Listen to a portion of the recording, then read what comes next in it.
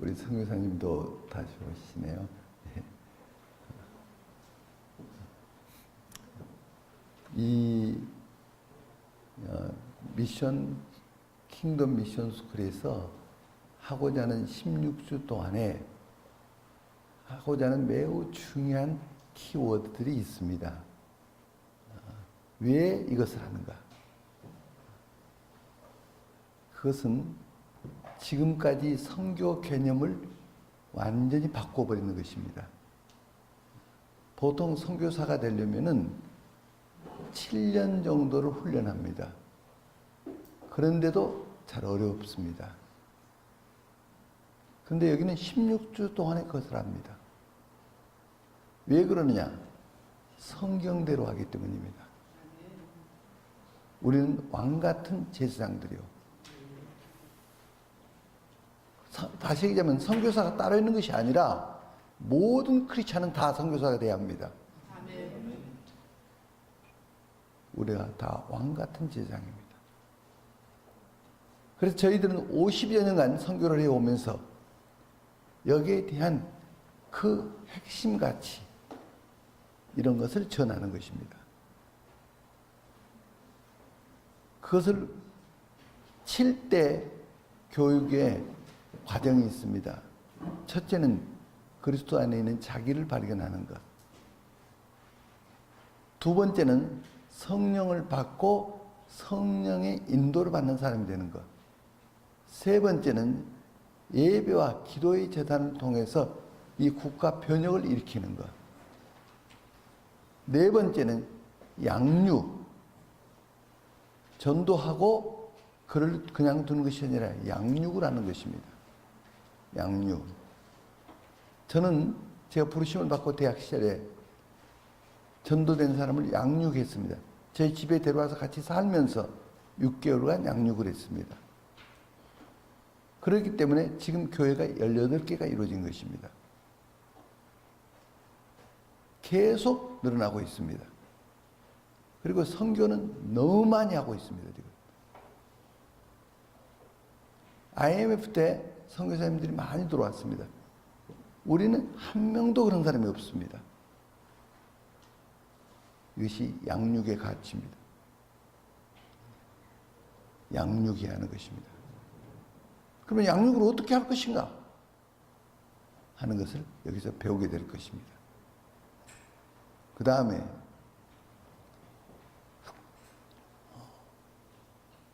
부르심을 받는 것. 사도 바울이 부르심을 받아서 그렇게 한 것입니다. 부르심을 받는 것. 부르심이 뭔가? 어떻게 받는가? 부르심을 받는 것입니다. 마지막은 파송입니다. 파송이라는 개념은 자기 가정을 킹덤의 나라로 만들고 거기서 이웃을 확대시켜가고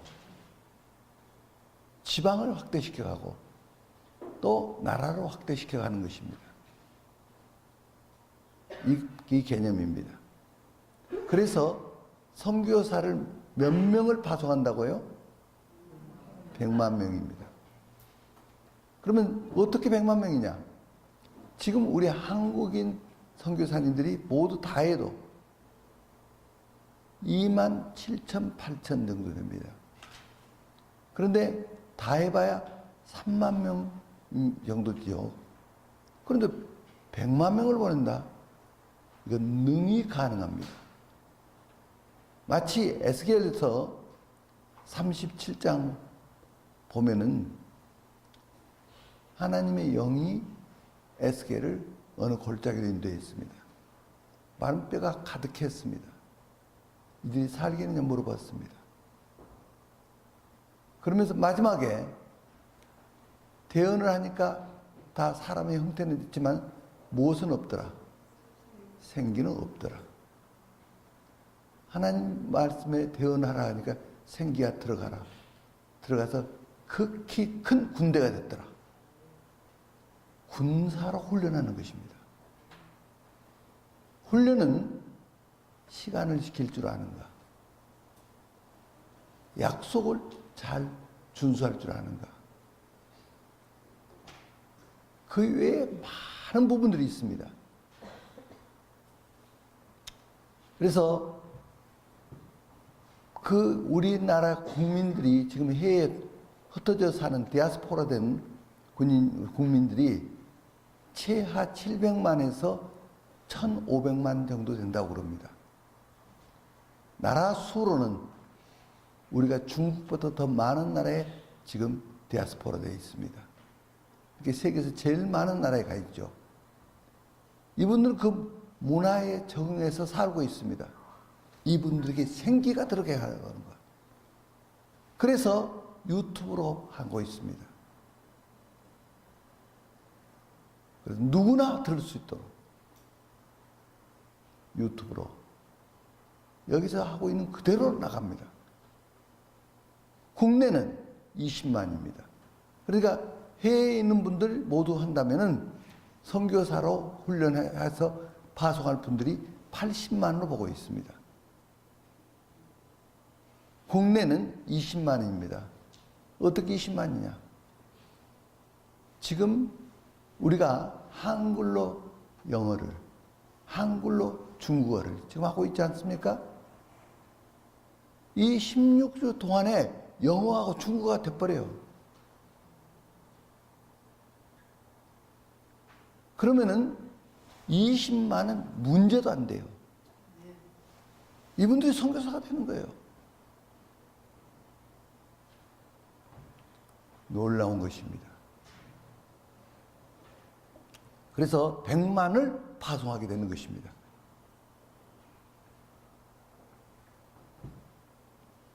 그래서 이런 그 양육의 중요한 단계, 방금 7단계를 말씀드렸습니다. 이것이 이 모든 프로그램의 골격입니다. 이제는 첫 시간에서 이 은혜의 복음에 대해서 말씀을 나누겠습니다. 한번 따라서 해주시겠습니까? 은혜의 복음. 그냥 복음이라 그러지 않고 은혜의 복음. 사도 바울이 이 은혜의 복음을 깨달은 것입니다. 그래서 그렇게 살게 된 것입니다. 그래서 사도행전 20장 24절에서 나의 달려갈 길과 주 예수께 받은 사명, 곧 은혜의 복음 증거하는 일을 마치려면 나의 생명을 조금도 귀한 것으로 여기지 아니하노라. 여기에서 사도 바울이 나의 달려갈 길이라고 했습니다. 이 복음을 전하지 않으면 저 지옥을 향해서 가고 있는 저 영혼들, 거기에 매여서 멈출 줄 몰랐던 것입니다. 달려갈 길과 주께 받은 사명이라 했습니다.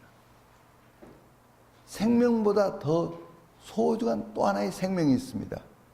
그것이 사명이라는 생명입니다. 이 사명, 주께 받은 사명, 이것을 이루려 하면은 나의 생명을 조금도 귀한 것으로 여기지 않노라. 자기 생명보다 더 소중한 생명, 그 사명을 위해서 그는 그렇게 살았던 것입니다.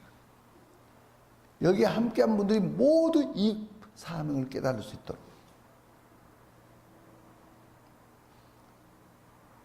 그래서 우리가 주님 앞에 서는 때 잘했다고 칭찬받을 수 있는 우리 되기 바랍니다.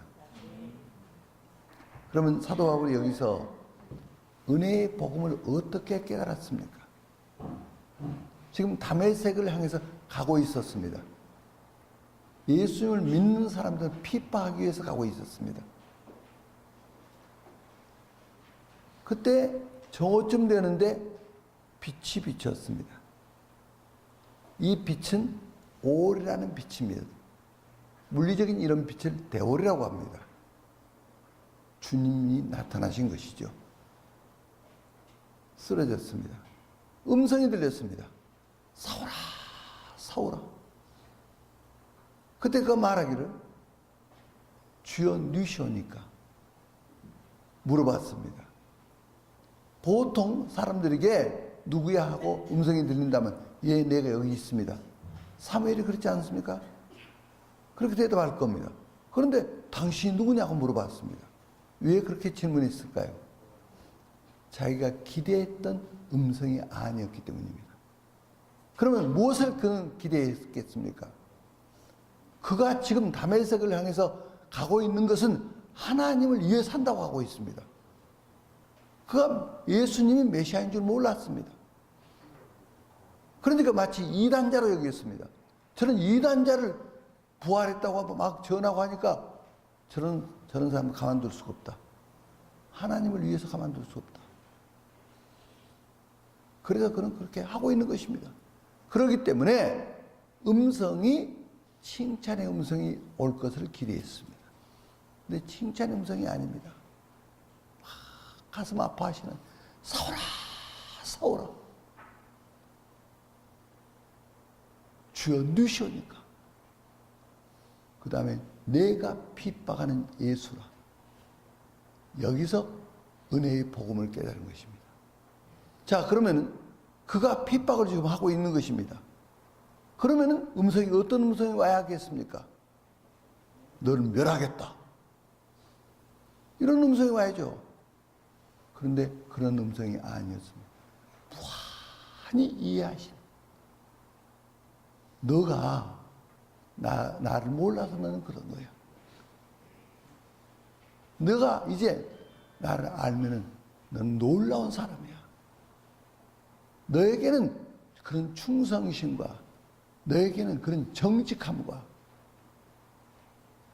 너에게는 이 삶에 불타오르는 이와 같은 마음이 있는 것을 나는 안다.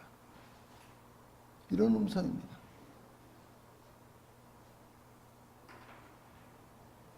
보통 사회는 누가 이렇게 말하면 상대편은 저렇게 말합니다. 여당은 이렇게 말하면 야당은 이렇게 말하고 서로 싸우죠. 그런데 주님은 핍박하고 있는데 그를 찾아와 주시는 주님, 그를 이해하시는 주님. 그렇기 때문에 심판의 음성이 아니었구나. 여기서 그는 깨어져 버린 것입니다. 이 은혜로 말미암아 자기보다 자기에 더 가까이 계신 주님, 자기 피부보다 자기의 숨결보다 더 가까이 계신 주님, 자기보다 자기를 더 이해해 주시는 주님, 자기보다 자기를 더 사랑하시는 주님, 이 주님을 만난 것입니다. 은혜가 무슨 뜻입니까? 가장 높은 사랑을 은혜라고 하는 것입니다. 이 사랑을 깨달은 것입니다. 그는 여기서 완전히 바뀌어버린 것이죠. 그래서 그가 말하기를 내가 무엇을 하오리까? 변화된 음성 아닙니까? 당신이 진리입니다. 당신이 하란 거 하겠습니다. 내가 무엇을 하오리까? What shall I do?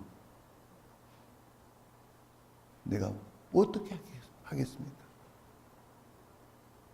그때 내가 너를 사환과 증인으로 삼는다.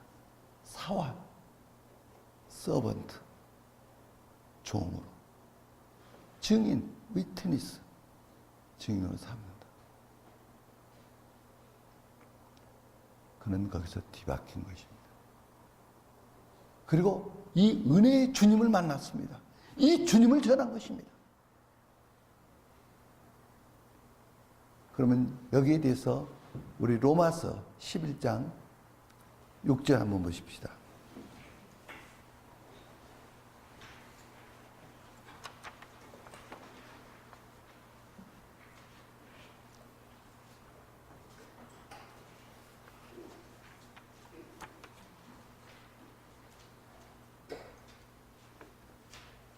어느 분이 한번 읽어주시겠습니까?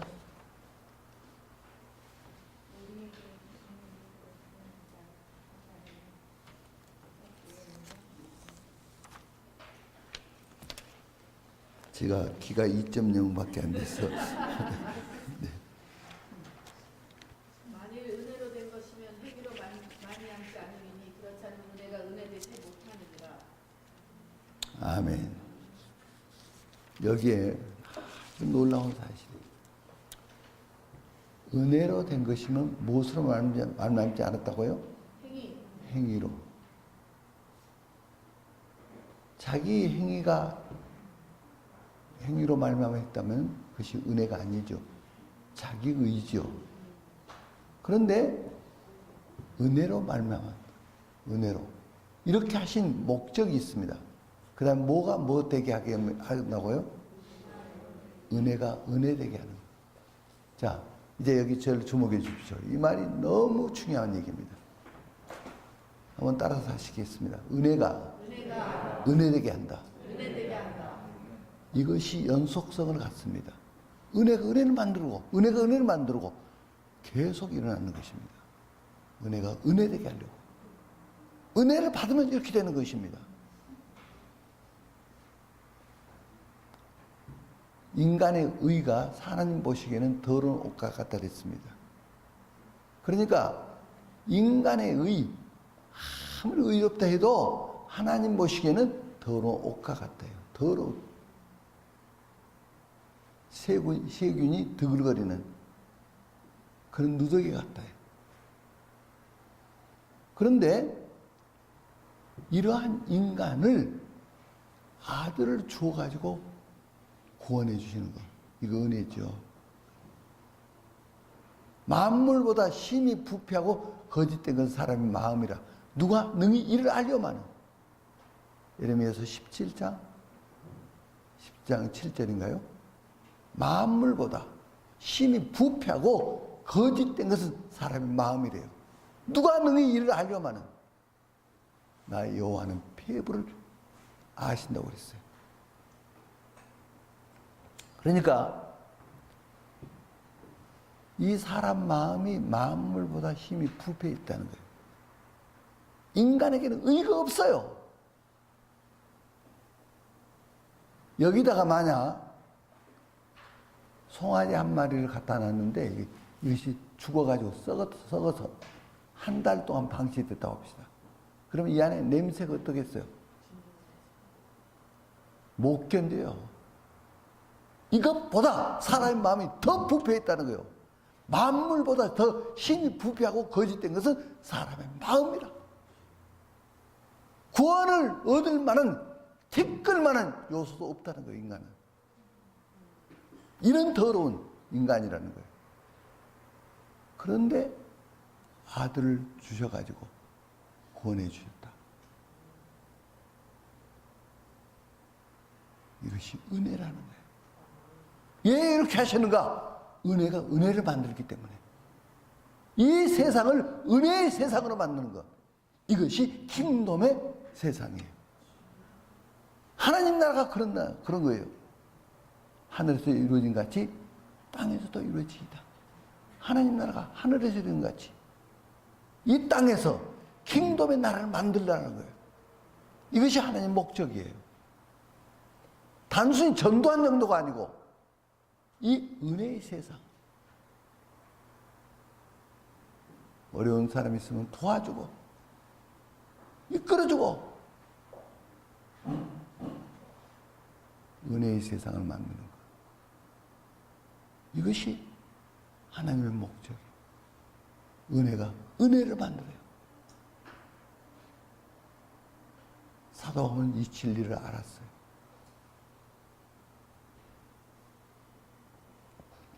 만약 우리나라가 이런 킹덤의 나라가 된다면 얼마나 좋습니까? 국회가 그렇게 돼야 하고 청와대도 그렇게 돼야 하고 여야하다. 여당은 야당이 하는 소리에 귀를 기울이고 야당의 소리를 더 중시 여기고 야당은 여당이 소신껏 국정을 이끌어갈 수 있도록 밀어주고 내가 못해서 미안할 정도로 이렇게 하지 어떻게 하든지 서로 잡아먹으려고 이런 세상을 무슨 세상으로 만들라고요? 은혜의 세상으로.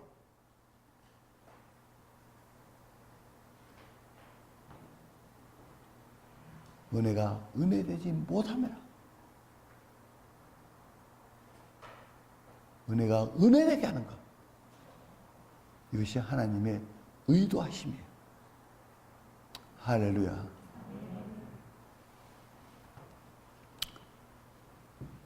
그러면 이 복음을 성경은 고린도전서 15장에서 말씀하고 있습니다. 고린도전서 15장 2절 3절에 보시면은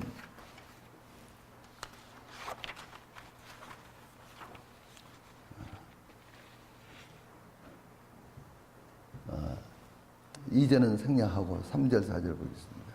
내가 받은 것을 먼저 너에게 전하였느니 이는 성경대로 그리스도께서 우리 죄를 위하여 죽으시고 장사신이 되었다가 성경대로 사흘 만에 다시 살아나사. 이게 복음이라는 거예요. 복음은 한두 산맥이 있어요. 우리 주님 예수님의 죽으심이 복음이라는 거예요. 또 하나의 산맥이 있어요. 예수님의 부활이 복음이라는 거예요. 그럼 왜 예수님의 죽으심이 복음입니까? 죄는 반드시 심판을 받아요. 이것이 하나님의 법이에요. 하나님도 어쩔 수 없는 법이에요. 하나님도 이것을 따라야 하는 거예요. 그래서 피 흘림이 없이는 무엇이 없느니라? 사함이 없느니라. 이것이 하나님의 법이에요. 반드시 죄는 뭐 한다? 심판을 받는다. 반드시. 그래서 이 세상이 이 죄 안에 다 모두가 죄인인데 살아남은 자가 아무도 없어요. 그런데 주님께서 이 죄를 대속해 주셨어요. 대신 갚아주셨단 말이에요. 구약에서 죄를 지으면 제사장 앞에 이 양이라든지 짐승을 가져와요. 그럼 제사장이 거기에 또 손을 얹어요. 그러면 그의 죄과가 그 짐승에게 옮아요. 이 짐승을 죽여요. 이것은 육체를 정결케 하는 것이라 했어요. 히브리서 9장 13, 14절 보시겠습니다. 히브리서 9장.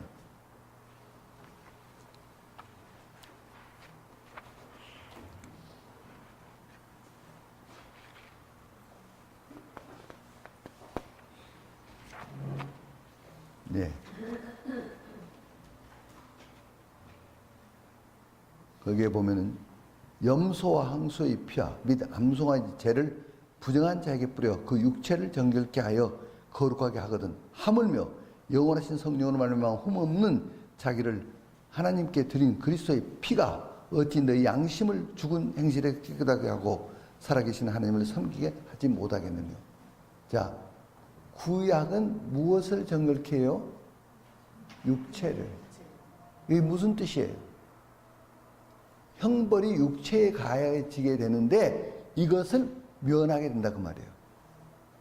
구약의 제사는 죄를 깨끗게는 못해요. 만약 그렇다면 우리 주님 오실 필요가 없어요. 지금도 제사 지내면 돼요. 그런데 예수님의 죽으심은 우리의 무엇을? 죄를 깨끗게 해서 양심의 고통을 완전히 해결해 준다는 거예요. 그래서 거기서 말씀하기를 그리스도의 피가 어찌 너희 무엇을 양심을 죽은 행세를 깨끗하게 하고 살아계신 하나님을 섬기게 못하겠느냐. 이 말씀은 이런 뜻이죠. 어떤 사람이 빚이 있어요. 내일까지 그 빚을 갚아야 해요. 갚지 못하면 정말 파산이 오고 엄청난 일이 생겨요. 그래 근심 걱정하고 있어요. 치고 와서 그 잊어버리라 그래요. 잊어버리라고 한다고 해서 도움이 됩니까? 잊어집니까? 그럼 어떻게 해야 잊어집니까? 빚을 갚아야 잊어지는 거죠. 우리가 죄가 있는데도 하나님께서 죄 없다고 봐주지. 그러면 양심이 우리를 고발해요. 양심은 내 마음대로 안 돼요. 내가 이런 죄 지었는데, 난 이런 죄인인데 양심이 그렇게 해요. 아무리 하나님께서 깨끗게 했다고 말했다고 해도 양심이 고발해요. 그러면 양심이 자유를 얻으려면 어떻게 하죠? 죄 자체를 갚아야 돼. 예수님께서 죄 자체를 갚으신 거예요. 고린도후서 5장 21절 보시겠습니다. 고린도후서 5장 21절.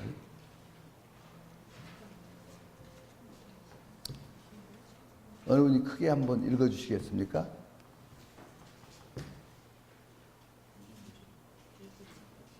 하나님이 죄를 알지도 못하신 이를 우리를 대신하여 죄를 삼으신 것은 우리로 하여금 그 안에서 하나님의 의가 되게 하려 하십니다. 아멘. 자, 하나님이 죄를 알지도 못하신 예수님께 뭘로 삼았다 그랬죠? 야, 뭘로 삼으셨어요? 죄로 삼았다는 거예요. 예수님이 우리 죄가 된 거예요. 이 죄를 멸하는 거예요. 자, 이 점을 잘 들어주십시오. 주님께서 겟세마네 동산에서 땀방울이 핏방울이 되도록 기도하셨어요. 그때 무슨 기도를 했는가? 할만하시던 이 잔이 내게서 지나가게 하옵소서. 이 죽음의 잔이 지나가게 해달라는 거예요. 주님은 원래 돌아가시기 위해서 오셨어요. 우리 대속 제물이 되기 위해서 오셨어요. 근데 정작 죽으려고 하는데 이 잔이 지나가게 해달라는 거예요. 왜 그렇게 기도했을까요? 십자가에 달리는 고통, 이것보다 더 큰 고통이 주님께 밀려왔어요. 그 고통이 뭐죠? 죄로 여김을 받는 것. 흠도 티도 없는 분이 우리의 죄가 된 것. 어느 분이 직장에 갔어요. 분위기가 이상해요. 막 소곤소곤 하는데 저 미스킴이 가져갔어. 미스킴이 가져가서 이러는 거예요. 어쩌냐게 거기에 큰 돈을 줬는데 이 돈이 없어진 거예요. 그런데 미스킴이 가져갔다는 거예요. 미스킴은 그런 사람이 아니에요. 정직하고 성실한 사람이에요. 다 미스킴이네. 윗분도 그러고 아랫분도 그러고 친구들도 그러고. 그러면 도둑으로 역임을 받는 거 아닙니까? 그때 그 심정이 어떨까요? 어떤 사람은 자기의 이 결백을 증거하기 위해서 옥상에서 뛰어내 자살도 해요. 우리 주님께서 죄로 여김을 받아. 누구 앞에? 하나님 앞에. 하나님께서 죄를 멸하는 거예요.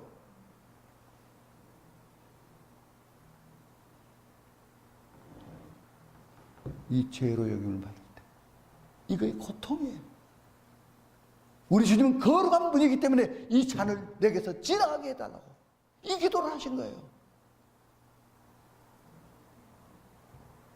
그런데 주님은 기도를 바꾸셨죠. 내 뜻대로 마옵시고 아버지의 뜻대로 하옵소서. 아버지의 뜻이 뭘까요? 우리를 구원하시는 것. 어떻게? 아들로 대속 제물이 되기 위해서 구원하시는 것. 이것이 아버지의 뜻이에요. 주님은 생각했어요. 아버지는 사랑이십니다.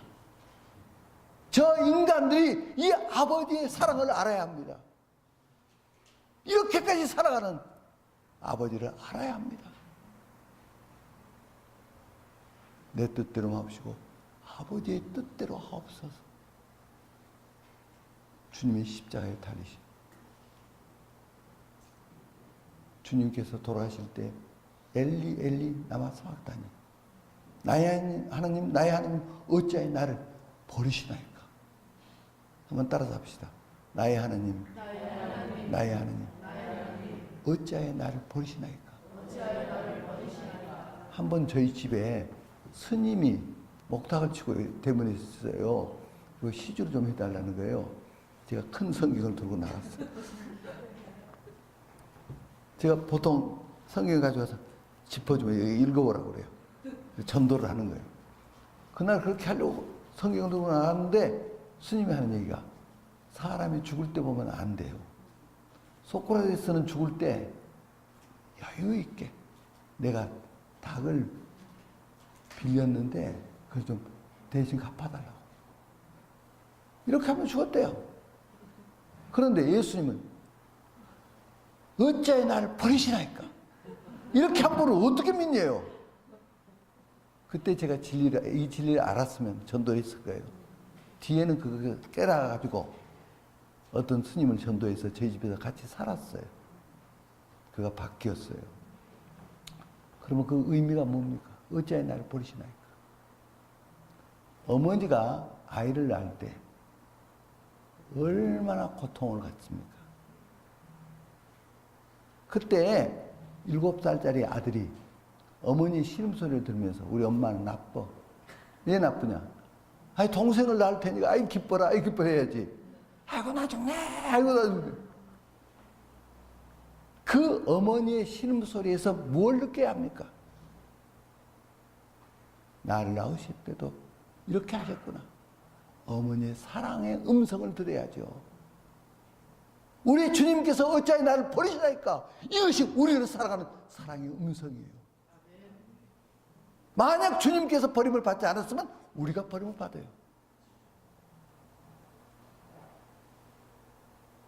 우리가 서야 할 자리 주님이 서신 거예요. 온 인류가 받아야 할 그 형벌이 아들에게 지금 내려지고 있는 거예요. 이 큰 사랑.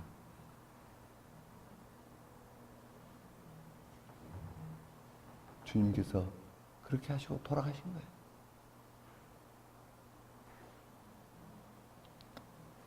죄를 알지도 못한 자로 우리를 대신하여 죄를 삼으신 것은 이는 우리를 하나님 앞으로 인도하려 하심이라. 우리를 하나님 앞으로 인도하시기 위해서 주님이 이렇게 하신 거예요. 이것을 복음이라고 그래요. 저희 집에 서울법대 학생 10명이 오고 있었습니다. 성경 공부하기 위해서 오고 있었습니다. 전에는 서울대 정문에 나오면은 거기에 내과가 있고 그 옆에 논뚝들이 이렇게 있습니다. 논뚝을 향해서 이렇게 보고 있는데 공중에서 매가 한 마리 빙빙 돌고 있는 거예요. 그러니 매가 깃을 틀고 손살같이 내려오려고 그러는 거예요. 야, 저거 매가 무엇을 잡아먹나 우리 한번 보자. 이제 다 쳐다보고 있었어요. 놀라운 일이 있었어요. 까치 한 마리가 공중에 빨려 올라가더니 공중에 올라간 거예요. 매하고 싸움이 붙었어요. 까치가 매를 확 쫓았어요. 세 번째는 치열한 싸움이었어요. 그랬더니 이 매가 잘 날아가 버린 거예요. 까치가 내려오는데 거기에 뭐가 있었을까요? 새끼들이 있었어요. 까치는 원래 매의 밥이에요. 그런데 매를 향해서 올라가고 있는 이것은 자기에 대해서는 뭐 하고 있는 거죠? 죽고 있는 거예요. 자기에 대해서 죽고 있는 것은 새끼들에 대해서는 살고 있는 거예요. 우리 주님께서 죽고 계신 것은 우리를 위해서는 살고 계신 거예요. 이것을 복음이라 그래요. 죽음으로 사는 것. 주님이 그렇게 하지 않았으면 우리는 멸망이에요. 멸망.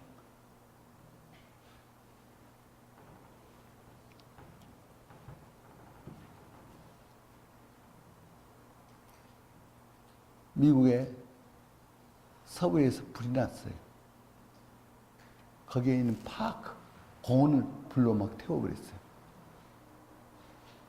119, 우리로 말하자면 119 대원이 정리를 하다가 새가 한 마리 타 죽어 있으니까 이것은 이제 정리하려고 뒤집었어요.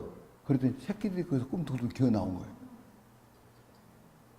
이 어미새가 새끼들을 살리기 위해서 그 뜨거움을 견디다 죽었어요. 그러므로 그 죽음으로 새끼들을 살린 거예요. 우리 주님께서 이 형벌이 그에게 내렸어요. 이것은 우리를 살리기 위함이었어요. 아멘. 복음이 뭐냐? 죽음으로 사는 것이 복음이에요. 아멘. 사도 바울은 이 진리를 알았어요. 사망은 내 안에서 역사하고 생명은 내 안에서 역사하느니라. 그를 위해서 내가 죽는 거예요. 그러면은 그를 살리게 돼요. 그러면 나는 어떻게 되는가? 하나님께서 나도 살리셔. 이것이 부활이에요. 부활이에요. 하나님께서 가만 계시잖아요. 이 진리예요. 그래서 사망은 내 안에서 역사하고 생명은 내 안에서 역사합니다. 그리스도인들이 사는 것은 죽는 것이어야 돼요. 이것을 산다고 그러는 거예요. 교회에서 붕해했어요. 막 박수치고 막 방언으로 기도하고 막 병도 치료되고 막 굉장한 일이 있었어요. 그리고 나와서 이제 밤늦게 택시 잡으려고 막 줄을 서서 서로 내가 잡았다 난리예요. 거기서 복음으로 사는 것이 뭐죠? 택시를 잡아가지고 이거 타십시오. 이것이 복음이에요.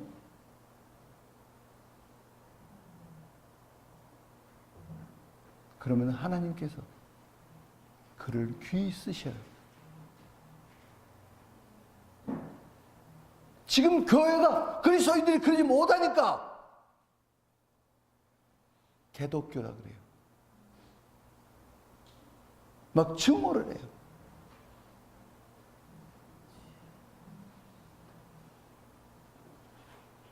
복음이 뭔가? 사망은 내 안에서 역사하고 생명은 내 안에서 역사하느니라. 이 복음. 사도 바울이 가서 이것을 전한 거예요. 그래서 소아시아 7교회가 일어난 거예요. 이 은혜의 복음.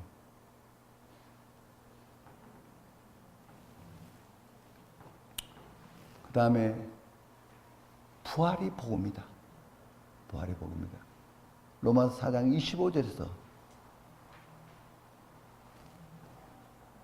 예수는 우리 범죄함을 위하여 내어줌이 되고 또한 우리를 의롭다 하심을 위하여 살아나셨느니라. 자, 예수님께서 무엇 때문에 돌아가셨는가? 우리 범죄함 때문에 대신 돌아가신 거예요.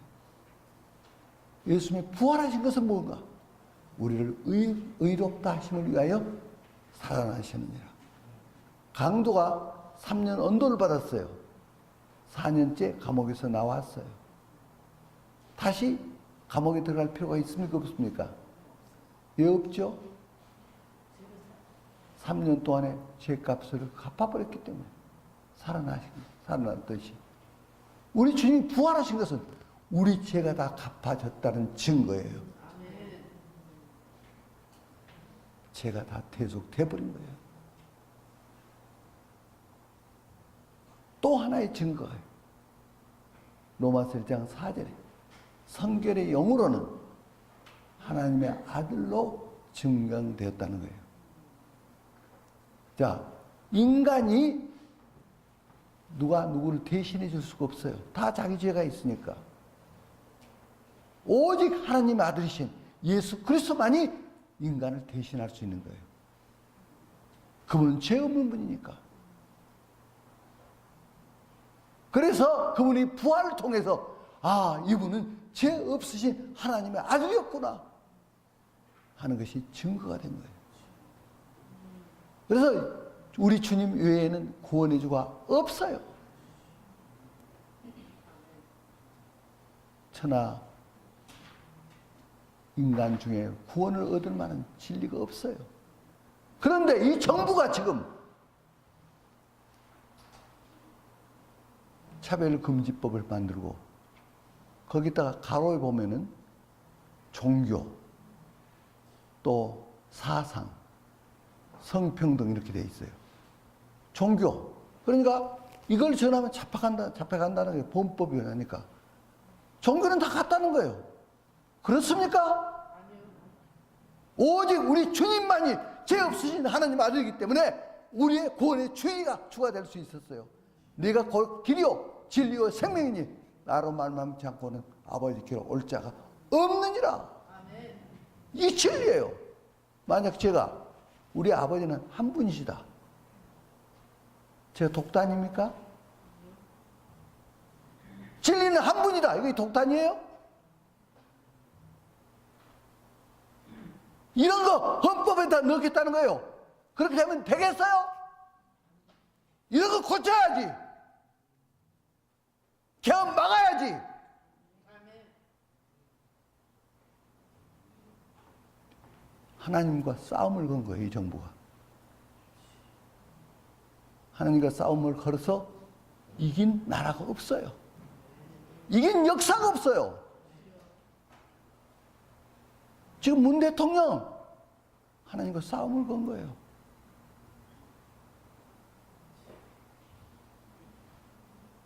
그의 종말이 어떻게 될 것인지 뻔해요.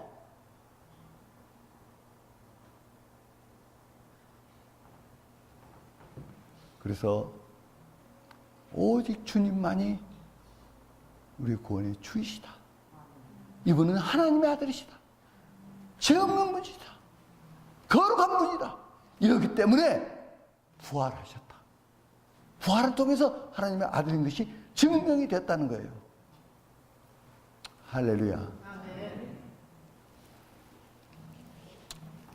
그 탕자의 비유를 잘 아시지 않습니까? 거기에 주인공은 아버지가 주인공이에요. 탕자가 돌아오니까 아버지가 용서해 줬습니까? 용서해 놓고 기다리고 계셨습니까? 이것이 복음이에요. 너가 돌아오면 구원해 주겠다. 이건 복음이 아니에요. 이미 용서해 놓았다. 어서 오너라. 이게 복음이에요. 따님이 직장에서 돌아왔는데 어머니가 너 아빠한테 뭐 잘못했지? 예, 아빠가 그러시는데 너가 와서 용서를 빌면 용서해 주겠다 그러더라.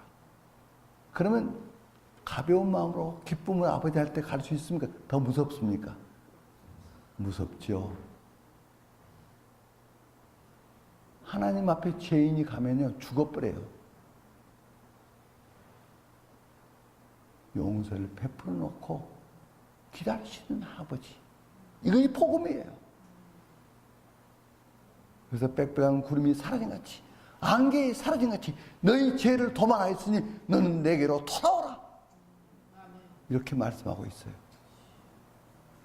이 하나님.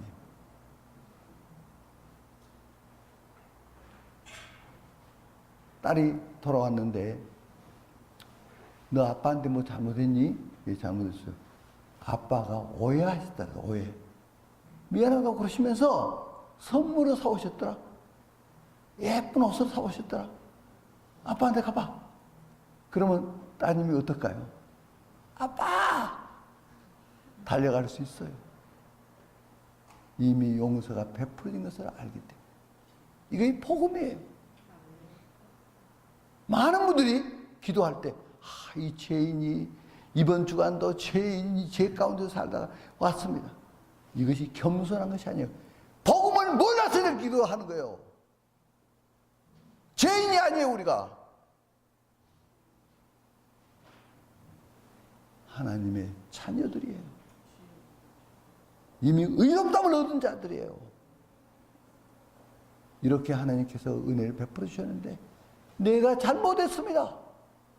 용서해 주십시오. 이렇게 기도해야죠.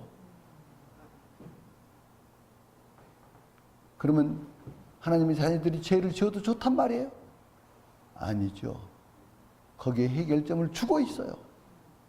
요한일서 1장 9절에서 만일 우리가 우리 죄를 자백하면 저는 미쁘시고 의로우사 우리 죄를 사하시며 모든 불에서 우리를 깨끗게 하실 것이요. 이건 자녀들에게 하신 말씀이에요. 자녀들이 죄를 자백하라 그랬어요. 그러면 우리 죄를 깨끗게 해주신다는 거예요. 이것이 보장이 되어 있어요. 만약 죄를 자백하지 못했는데 교통사고 같은 사고로 죽어버렸어요. 그럼 구원을 얻을까요? 못 얻을까요? 자, 죄를 자백하지 못하고 교통사고 같은 불의의 사고로 죽었어요. 그러면 구원을 얻어요? 못 얻어요? 자, 그럼 5개로 결정하겠습니다. 구원을 얻는다. 그러면 손 좀 들으십시오. 예. 구원을 못 얻는다. 그러면 손 좀 들으십시오. 못 얻는다가 훨씬 많네요. 그래도 구원을 얻어요.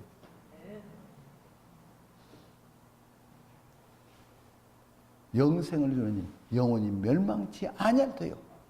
저희를 내 손에서 빼앗을 자가 없느니라. 우리 구원은 영원한 거예요. 우리가 하나님 손을 놓을 때, 죄를 범할 때 놓는데 하나님도 놓으시냐? 아니요. 누구도 못 뺏는다 그랬어요. 그 대신 불 가운데서 구원을 얻는 것 같을 것이라. 불 가운데서 구원을 얻는 것 같을 것이라. 그렇기 때문에 우리가 어떤 범죄함이 있다면 언제나 자백하고 깨끗함을 유지하는 것이 중요한 거예요.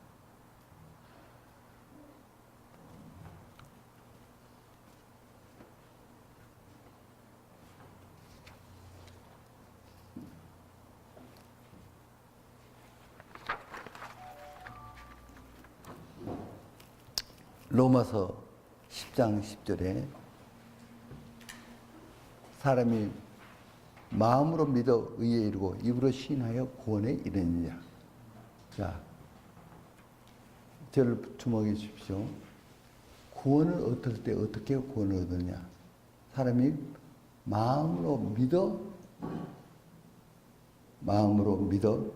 의에 이르고 입으로 시인하여 구원에 이르니라. 왜 그럴까요? 마치 이런 경우가 같아요.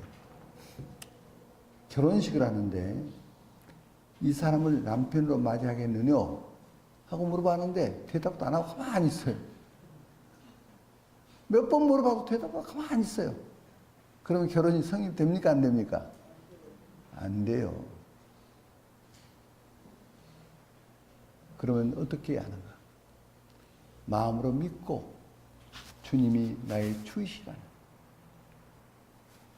마음으로 믿고 입으로 시인하는. 왜? 주님은 인격을 가지고 계신 분이에요. 시인이 중요한 거예요. 주님을 시인하는 나의 구주십니다. 시인하는. 그럴 때 구원이 베풀어진다 그랬어요. 할렐루야. 여기가 지금 10층 빌딩인다고 합시다. 그는 사실 7층이지 않습니까? 근데 불이 났어요. 밑에서 막 불이 올라와요. 뛰어내리려고 보니까 10층에서 뛰어내리면 죽죠. 그러니까 유리창에 매달려서 나 좀 살려주세요. 나 좀 살려주세요. 하고 막 손을 흔들고 있어요. 그때 119 대원들이 차를 타고 119 차가 달려오고 있어요. 전속력으로 달려오더니 밑에 브레이크를 밟고 급정거를 했어요. 그리고 그물을 쫙 쳐줬어요. 뛰어내려라 그러면 산다 그랬어요. 뛰어내리면 어떻습니까? 그런데 뛰어내리면 산다는 걸 안다고 삽니까? 어떻게 살죠? 뛰어내려야 살죠. 아, 예수님이 나의 구주시다 안다고 되나요? 믿어야 되는 거예요. 믿어야 되는 거예요. 믿음으로 의에 이르고 입으로 시인하여 구원에 이르니라. 믿어야 되는 거예요. 뛰어내려야 하는 거예요. 그럴 때 구원이 베풀어지는 거예요. 요한 웨슬레 그 목사님께서 그는 옥스퍼드 대학에서 성경을 가르쳤어요. 그런 성경 그룹에서 가르쳤죠. 그리고 조지아주에 미국에 가서 선교사 7년 동안 선교사 생활을 했어요. 그리고 이제 본국으로 돌아오게 됐어요. 돌아오는데 풍랑이 일어났어요. 풍랑이 심해서 물건을 막 던지고 사람들이 아우성해요. 그런데 그 속에서 찬송 소리가 들린 거예요. 그래서 가봤어요. 배 밑창이었어요. 모라비안들이 찬송을 부르고 있는 거예요. 여기서 요한 웨슬레 목사님은 저들은 빛이라면 나는 어둠이구나. 나에게는 그런 기쁨이 없어요. 그렇게 물어봤어요. 어떻게 이런 위기 속에서 찬송을 부르고 있냐고. 아, 죽으면 주님 만나지 않냐고. 주님께 가지 않냐고. 너무 기쁘다는 거예요. 자기는 두려움밖에 없어요. 저희들의 생명과 자기 생명은 다른 것을 거기서 깨달았어요. 저는 하나님의 자녀도 생명이 있고 나에게는 그 생명이 없구나. 두려움밖에 없는 거예요. 그래서 그가 뭐라고 했느냐. 지적 동의는 구원이 아니다. 지적 동의. 지적으로 동의했다고 해서 그것이 구원은 아니다. 그런데 이제 풍랑이 멈춰서 그런 본국 영국에 갔어요.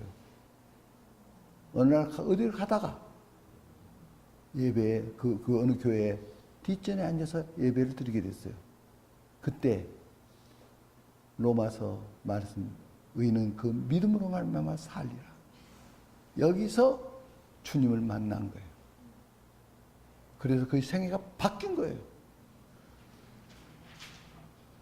여기 계신 분, 이 주님을 만나셨습니까? 정말 만났습니까? 두려운 문제가 해결됐습니까?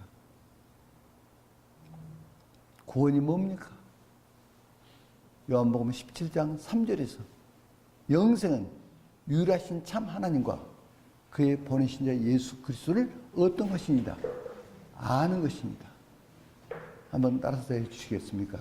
영생은 유일하신 참 하나님과 그의 보내신 자 예수 그리스도를 아는 것입니다. 정말 주님 이렇게 우리를 사랑하셔서 대속제물이 되어주시고 부활하시고 지금도 우리의 주관자가 되시고 함께 하신 주님, 이 주님을 알고 계십니까? 이 주님과 만난 적이 있습니까? 아니면 내가 지식으로만 알고 있습니까? 기독교라는 문화에 내가 들어가 있습니까? 그 생명 가운데 있습니까? 제가 트럼프 대통령에게 전화한다고 합시다. 제가 보낸 서한을 2차례 보냈는데 거기서 물어볼 거예요. 당신이 누구냐고. 김한식입니다. 김한식이가 누구냐고. 그러니까 트럼프 대통령에 대해서는 알고 있지 개인적으로 아는 사이는 아니다 그 말이에요.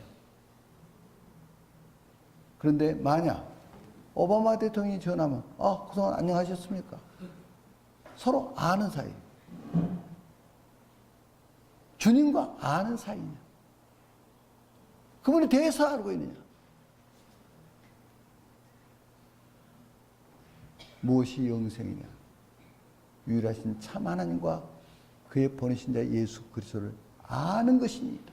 이거 영생이에요. 마태복음 7장에서 나더러 주여주여 하는 자마다 다 천국에 들어올 것이 아니요.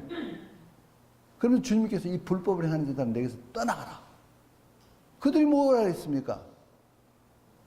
귀신도 쫓아내고 많은 권능을 했다 그랬어요. 주의 이름으로 했어요. 그런데 주님이 왜 그들을 그렇게 했습니까? 내게서 떠나가라. 그 키는 내가 너희를 도무지 뭐하지 못하느니 알지 못하느니. 구원이 뭐예요? 아는 거예요. 알지 못하느니. 그래서 우리가 주님을 아는 것입니다. 매일 주님과 대화를 갖고 주님께 묻고 주님과 동행하고 이렇게 하는 것이 아는 것. 기도하겠습니다.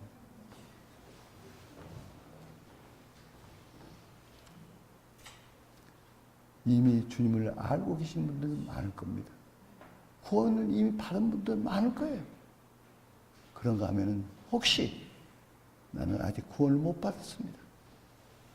나는 두려움 속에서 살고 있습니다. 나는 주님에 대해서 알고 있습니다. 주님과 인격적으로 알지 못합니다. 이런 분도 계신다면 이 시간 주님께로 돌아오기를 바랍니다. 주님을 이제 알게 된 고백을 할 수 있기를 바랍니다. 그래서 이미 구원 받으신 분이나 이 시간을 구원 받기를 원하신 분은 오른손을 왼쪽 가슴에 대어 주십시오. 오른손을 왼쪽 가슴에 대어 주십시오.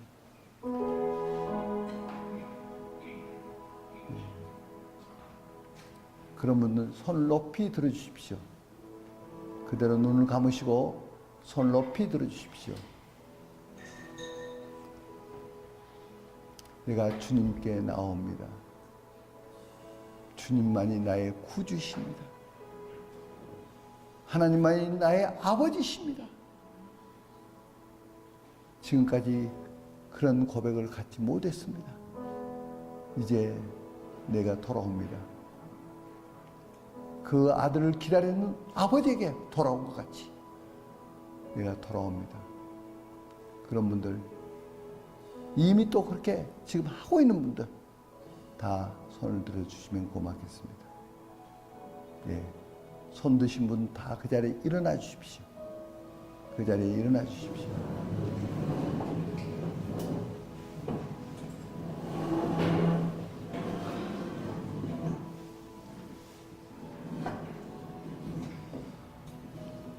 이 시간에 주님을 고백하는 시간, 입으로 시인하는 시간, 우리가 고백합시다. 주님 감사합니다.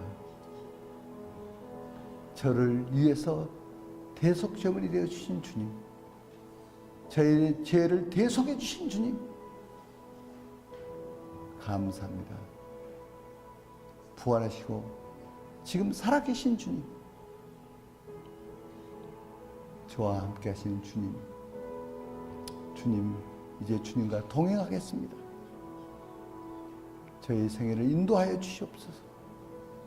우리 가족도 구원해 주시고 이 민족도 구원해 주시고 이스라엘과 열방을 구원해 주시옵소서. 내가 이제 이 은혜의 복음을 전하는 자가 되겠습니다.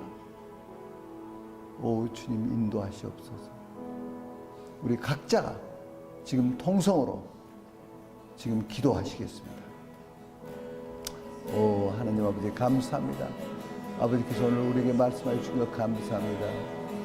이 복음으로 인해서 살게 하신 것 감사합니다. 오 주님만이 나의 구주시고 나의 주이심을 믿습니다. 오 하나님 아버지 도와주시옵소서. 아버지 인도해 주시옵소서. 오 아버지 감사합니다.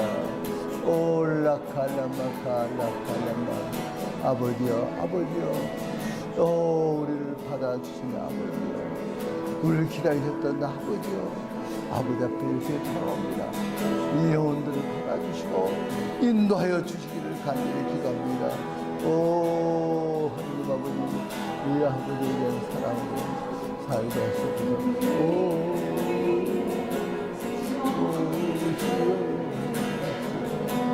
오 라칼라마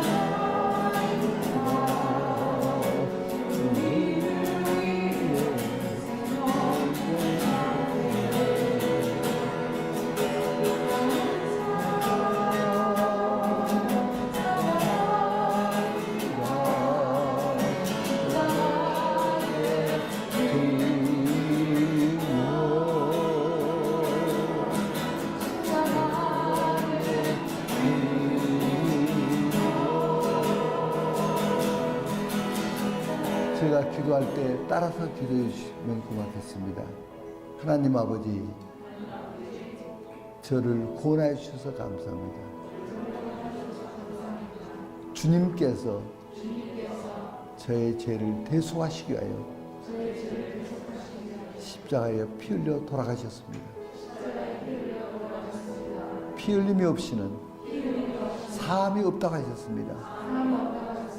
주님의 피가 저를 구원했습니다.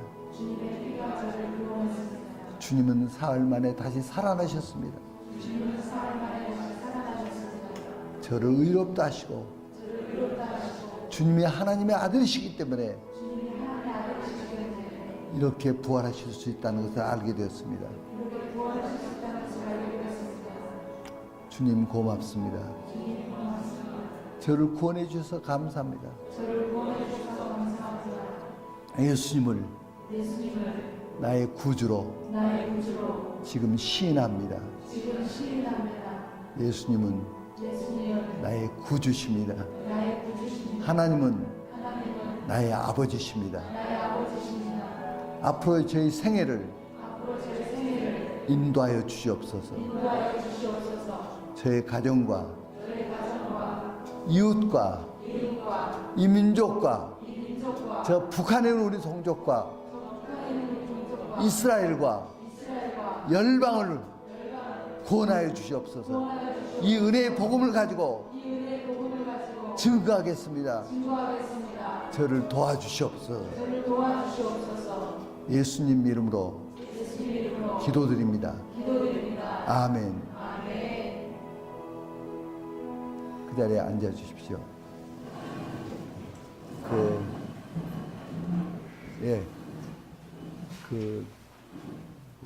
우리 그 찬송 뭐죠?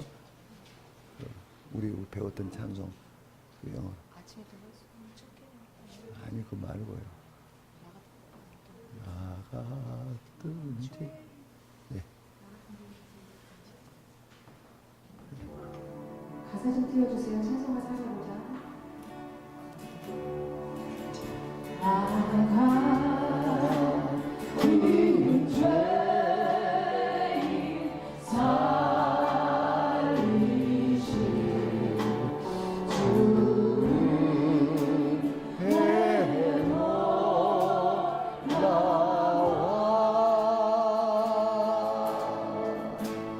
이런 세상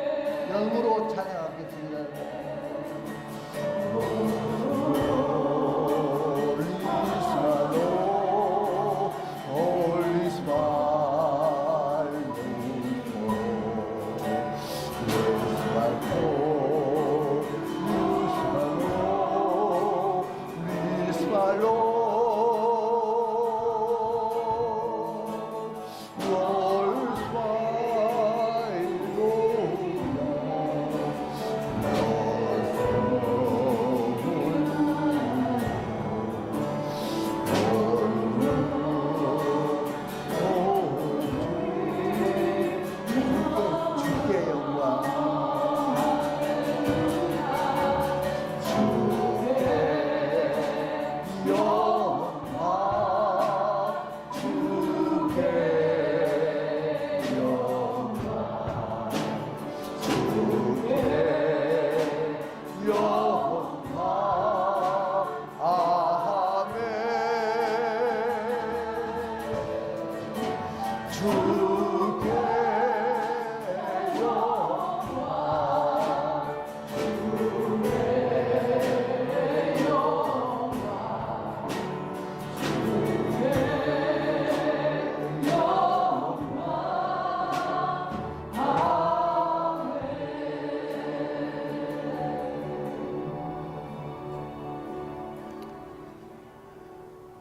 약 10분간 휴식 시간을 갖고 그다음 제2 강의가 계속되겠습니다.